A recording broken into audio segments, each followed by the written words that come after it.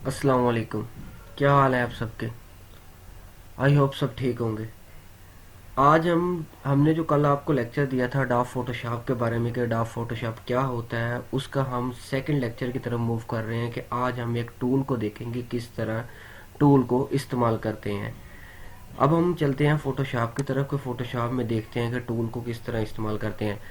मैं आपको पिछली बार भी बता चुका था कि अगर आपने ये फोटोशॉप सीख लिया तो आप घर बैठे इजीली काम कर सकते हैं, आपको किसी के मतहत काम नहीं करना पड़ेगा। लेकिन आपने ये प्रॉपर पूरा लेक्चर सुने, आपके लिए बहुत ज़्यादा यूज़फुल होगा।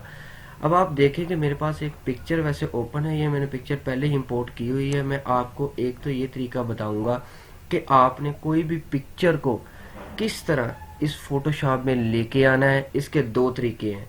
एक तो तरीका ये है कि आप यहाँ पे आप ये देख रहे होंगे फाइल, फाइल के ऊपर आप क्लिक करेंगे तो ये रहा ओपन।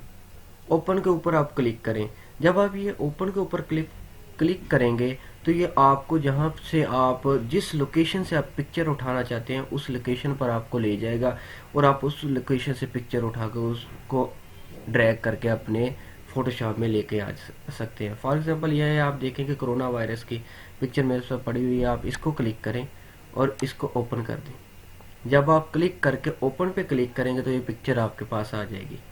एक तो तरीका ये है, लेकिन मैंने आपको कल भी बताया था कि जो भी पिक्चर आप लेके आए अगर उसके ऊपर आप काम करने लगे हैं ना, तो उस पिक्चर के जो यहाँ पे ये लॉक लगा हुआ है, इस लॉक को क्लिक करके इसको लाजमी ओपन कर लें।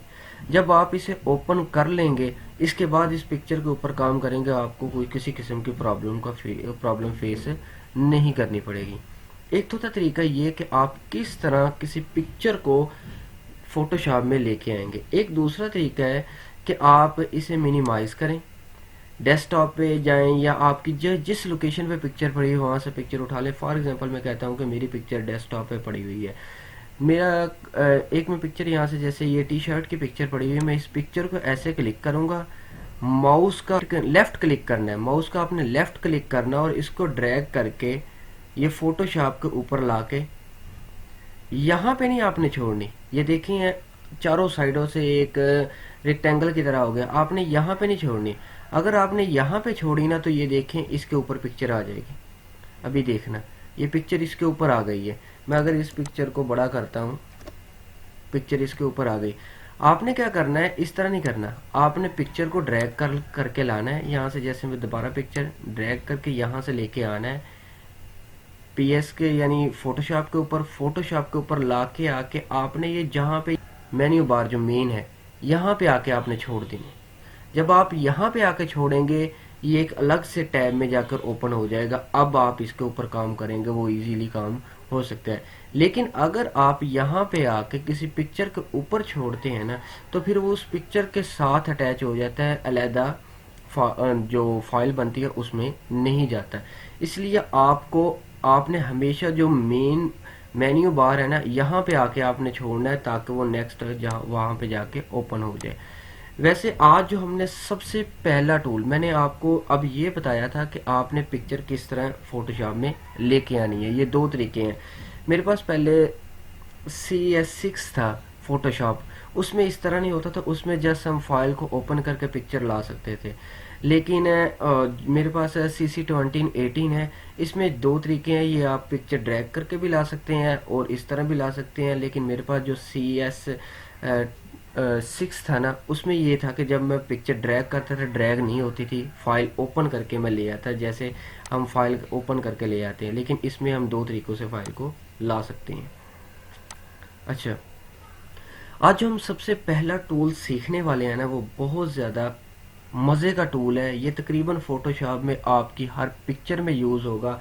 ये देखें, अगर आप ये गौर से देखें, मैंने उसके ऊपर भी रखा हुआ है तो वो नज़र आ रहा है कि अगेन हम करते हैं ये मूव टूल, यानी इसके ऊपर अभी नहीं आ रहा, पहले आया था। ये मूव टूल है।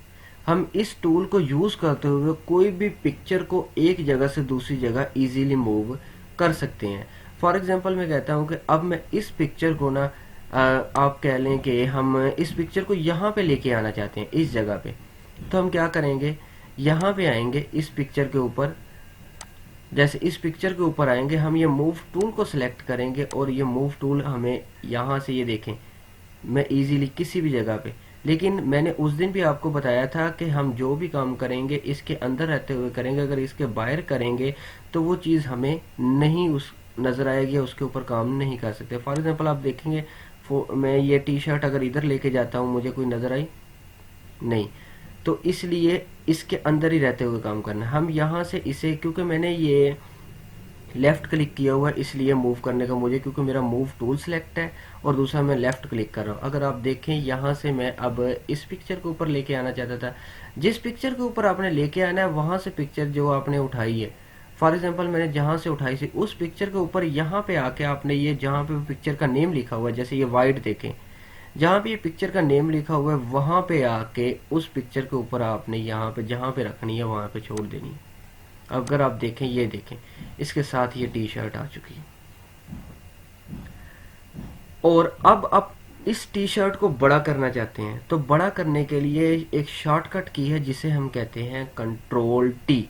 आपने एक एक साथ प्रेस करना है कीबोर्ड से, कंट्रोल और टी को एक साथ प्रेस करेंगे तो इस तरह आपके पास एक रेक्टेंगल कह लें या स्क्वायर ओपन होके आ जाएगा। आपने इसके एक पॉइंट पे आकर अगर आप इसे खींचेंगे ना, तो आप ये देखें कि थोड़ी सी ऐसे बड़ी पिक्चर हो गई, कोई तरतीब नहीं बन रही, यानी आप एक साइड से खींचते हैं ना तो एक साइड से बेतरतीब पिक्चर हो जाती है।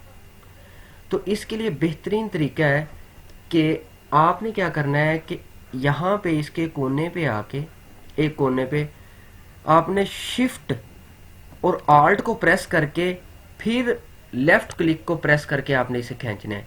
जब आप इसे इस तरह खींचेंगे चारों साइडों से, यानी चारों कोनों से बिल्कुल एक जैसी पिक्चर बढ़ेगी। ये नहीं होगा कि जैसे पहले हुआ था, हम एक साइड से अगर खींचते थे तो एक साइड से ज्यादा खींची जाती थी पिक्चर और दूसरी से कुछ भी नहीं होता, दूसरी से कम हो तो पिक्चर खराब हो जाती थी।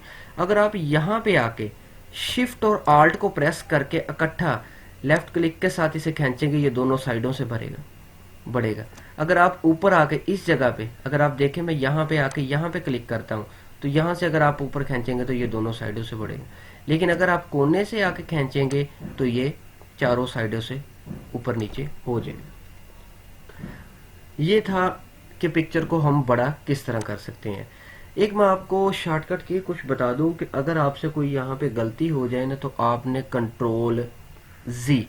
कंट्रोल के साथ जी को प्रेस करेंगे, जो भी काम होगा वो आपका फौरी तौर पर काम पीछे की तरफ चला जाएगा। फॉर एग्जांपल हमने ये पिक्चर को बनाया था ना, अब मैं पिक्चर को अगर मैं कंट्रोल जी प्रेस करूंगा, आप देखना पिक्चर चेंज हो जाएगी, हो गई पिक्चर चेंज। क्योंकि आप जब कंट्रोल जी प्रेस करेंगे तो ये आपका एक स्टेप पीछे लेके जाएगा, लेकिन जब आप कंट्रोल आल्ट प्लस जी ये तीनों इकट्ठे प्रेस करेंगे, ये आपको 15 स्टेप पीछे ले जाएगा। यानी आपने 15 स्टेप पीछे जो काम किया था ना, वहां पे अगर आपको 15 स्टेप गलती हो जाती है तो ये आपको पीछे ले जाएगा। अगर आपने किसी भी चीज़ को बड़ा करना है, फॉर एग्जांपल आपने, अब आपके पास कोई, आपने लैपटॉप में या मोबाइल में पिक्चर ओपन की है तो उसे आप बड़ा करना चाहते हैं, तो आप कंट्रोल के साथ प्लस की उसको दबाएं। जब उसको दबाएंगे तो ये पिक्चर जो भी चीज़ होगी वो बड़ी होती जाएगी। अगर आप इसका उल्ट कर लें, आपके कीबोर्ड में होता है कंट्रोल और प्लस भी होता है, और अगर आप कंट्रोल माइनस प्लस कर लें, माइनस, कंट्रोल और माइनस को इकट्ठा प्रेस करें तो ये देखें ये पिक्चर छोटी से छोटी होती रहेगी। लेकिन अगर आपको फॉर एग्जांपल आपने एक पिक्चर पे काम कर लिया है, अब वो पिक्चर आप जैसे शुरू में आपने पिक्चर इंपोर्ट की थी, आप चाहते हैं कि मेरा पिक्चर का वही साइज मुझे चाहिए, तो आपने क्या करना है, कंट्रोल जीरो को प्रेस कर देना है। जो ओरिजिनल साइज में आप पिक्चर लेके आए थे ना, वही पिक्चर आपके पास आ जाएगी और आप उसी के ऊपर काम कर सकते हैं, कोई प्रॉब्लम नहीं होगी। अच्छा, यहाँ पे जब हमने मूव टूल को सिलेक्ट किया, मैंने आपको कहा था कि हमारे पास जब मूव टूल होते हैं तो उसके कुछ यहाँ पे ना प्रॉपर्टी टूल, यानी इसे दूसरे कहते हैं हेल्पिंग टूल भी आ जाते हैं। अगर आपकी कोई अकेली एक लेयर है, फॉर एग्जांपल आप देखें कि यहाँ पे लेयर 3 सिलेक्टेड है, तो लेयर 3 अगर आपने अकेली लेयर को सिलेक्ट करके इधर उधर मूव करना है तो ये मूव कर सकती है।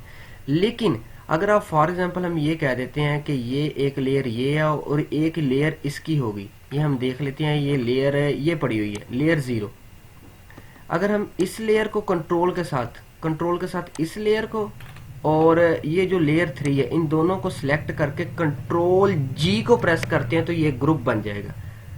एक ग्रुप बन जाएगा। अगर आप इस ग्रुप को मूव करना चाहते हैं तो आपने ये जो यहाँ पे ये देखें, यहाँ पे ये लेयर लिखा हुआ है, आपने क्या करना है, यहाँ से ग्रुप को क्लिक कर लेना है।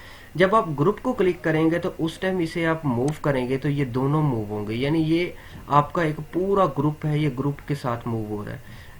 जब आपने सिंगल मूव करना है, यानी एक लेयर को मूव करना है, उस टाइम आपने क्या करना है कि यहाँ से लेयर को सिलेक्ट कर लेना है। लेकिन जब आपने ग्रुप को यानी 2-3 लेयर को इकट्ठा सिलेक्ट करना है, उनको यूज करना है, तो उस टाइम आपने यहाँ से ग्रुप को सिलेक्ट कर लेना है। लेयर को आपने किस तरह इकट्ठा करना है मैं आपको ये बता दूं। फॉर एग्जांपल ये लेयर आप अब ग्रुप की शक्ल में चेंज करना चाहते हैं। फॉर एग्जांपल ये रेक्टेंगल है एक, ये रेक्टेंगल की लेयर मैंने कंट्रोल के साथ प्रेस कर ली, इसकी लेयर प्रेस कर ली, ये लेयर प्रेस कर ली, ये सारे कुछ मैंने लेयर प्रेस कर ली। तो आप अगर कंट्रोल जी को प्रेस करेंगे ना, आपने बहुत ज़्यादा काम कर लिया। अब आपकी लेयर बहुत ज़्यादा, लेयर को आप कम करना चाहते हैं, कंट्रोल जी को प्रेस करेंगे, आप देखें पहले लेयर बहुत ज़्यादा थी। अगर मैं आपको ये सारा का सारा एक ग्रुप में करके दिखाऊं कंट्रोल के साथ, फिर मैं प्रेस कर रहा हूँ ये कंट्रोल के साथ, ये प्रेस, ये प्रेस, ये प्रेस, और इसको मैं कंट्रोल जी करता हूँ, तो अगर आप देखें तो यहाँ पे आपको ओनली एक ग्रुप शो हो रहा होगा।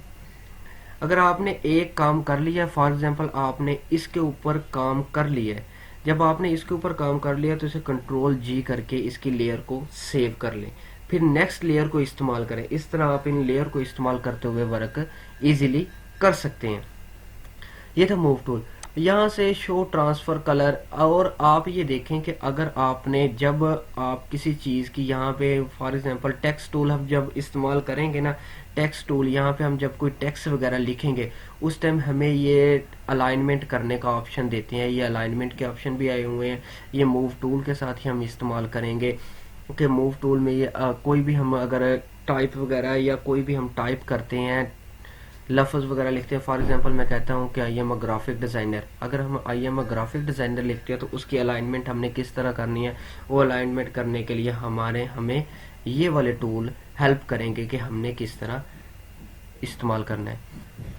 अच्छा, मैं आपको ओवरव्यू दे दूं कि हमने आज के लेक्चर में क्या क्या चीज़ें सीखी। सबसे पहले हमने ये सीखा कि किस तरह एक फ़ाइल को हम ओपन करके इसमें फोटोशॉप में लेके आते हैं। दो तरीकों से हमने सीखा, एक ओपन करके, दूसरा हम ड्रैग करके।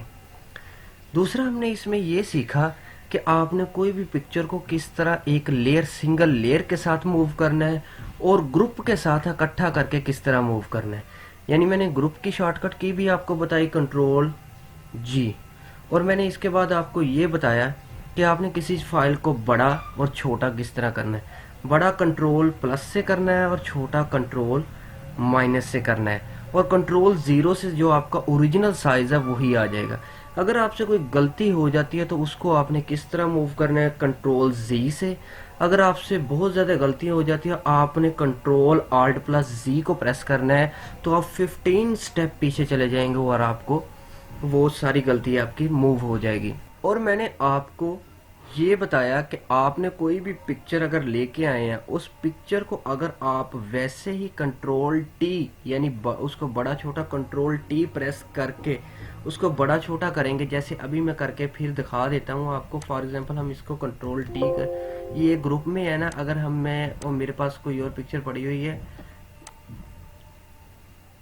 एक मिनट, हम ये पिक्चर को देख रहे हैं। अगर इसको कंट्रोल टी में करता हूँ, ये कंट्रोल टी, ये देखे आ गया। अगर मैं इसको वैसे ही ड्रैग करता हूँ, ये देखे एक साइड से बढ़ रही है, एक साइड से इस तरह हो रही है। अगर आप इसको कंट्रोल टी प्रेस करके, कंट्रोल टी प्रेस कर दे, फिर शिफ्ट प्लस आल्ट प्रेस करके जब इसे आप बड़ा छोटा करेंगे तो ये चारों साइडों से बड़ा छोटा होगा। ये हमने 5 चीज़ें इसमें सीखी हैं। मेरे लेक्चर इंशाल्लाह आपके लिए बहुत ज़्यादा यूज़फुल होंगे।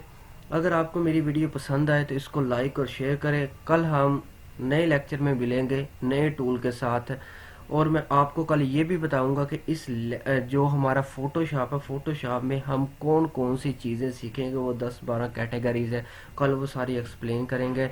ठीक है, अल्लाह हाफिज़।